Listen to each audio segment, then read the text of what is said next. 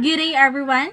Today, I will be discussing lexical meaning, a fundamental concept in linguistic and discourse analysis.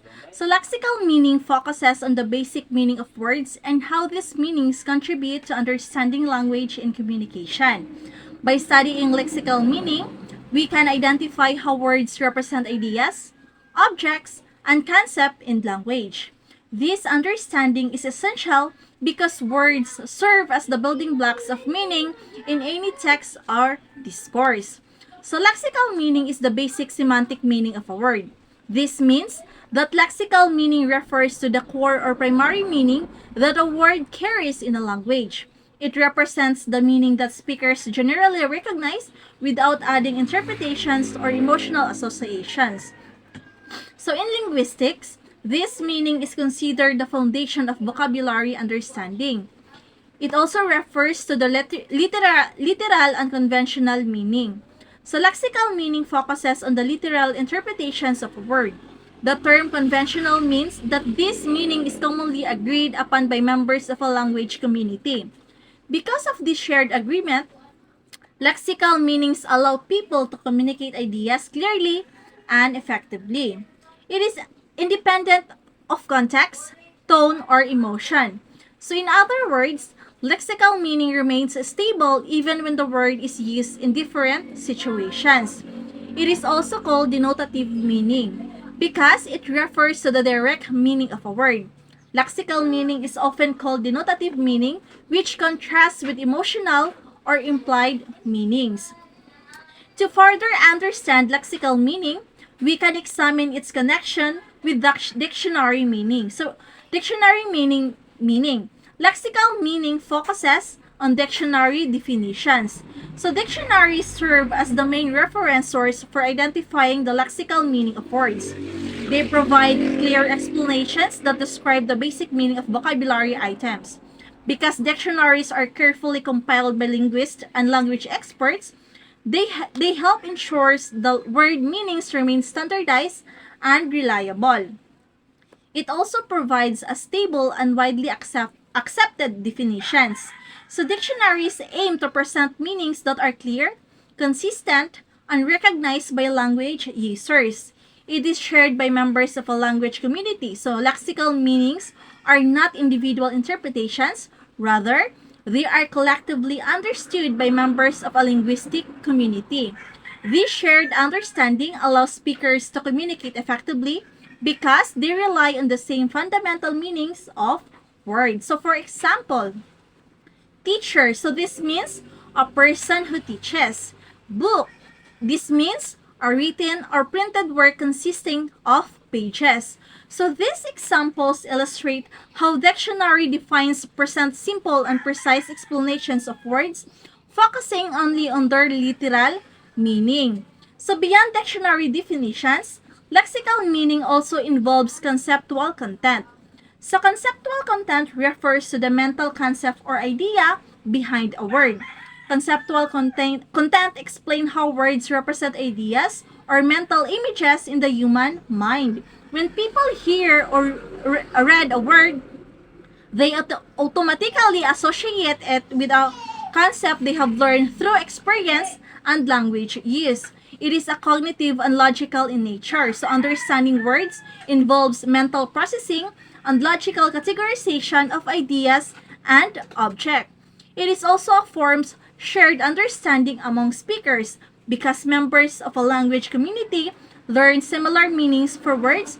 They develop shared conceptual knowledge. So this shared knowledge allows individuals to understand each other without needing detailed explanations every time they communicate. So for example, when we say dog, a dog is a four-legged domestic animal kept as a pet. So when people hear the word dog, they generally imagine an animal with similar characteristic.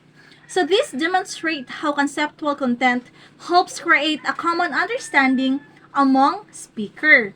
So aside from defining words, lexical meaning also plays a significant role in discourse analysis. So in discourse analysis, studies how language is used in text, conversations, and communication contexts. So lexical meaning becomes important in this field because it helps researchers examine how words shape meaning within discourse.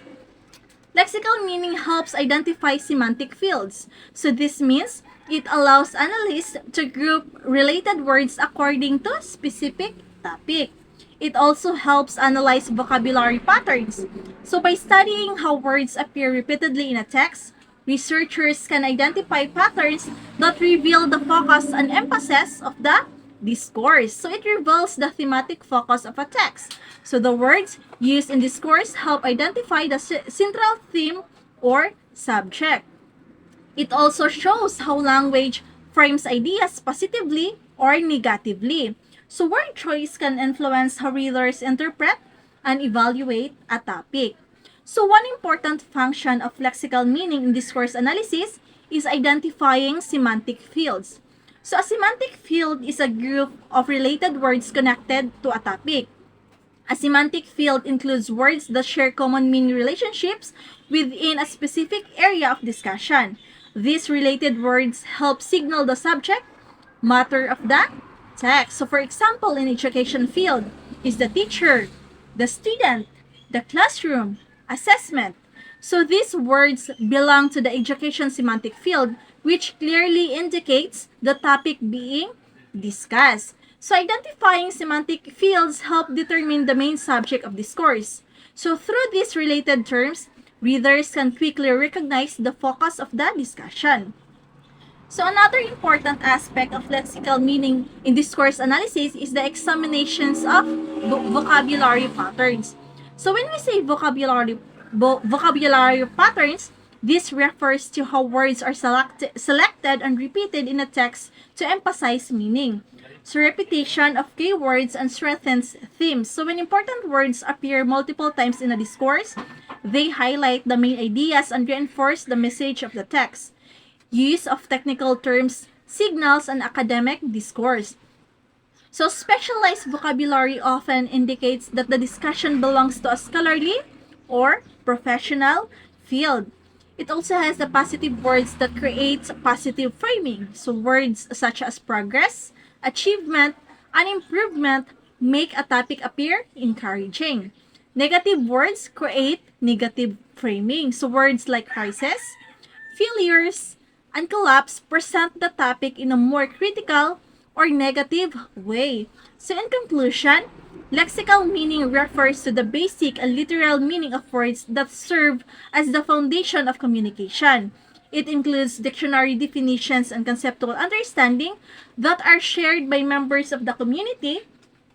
Moreover, lexical meaning plays a significant role in discourse analysis by helping and identify the semantic field, analyze vocabulary patterns, and determine the thematic focus of the text. Therefore, studying lexical meaning allows us to understand how language organizes and communicates ideas effectively. That's the end of my part. Thank you for listening.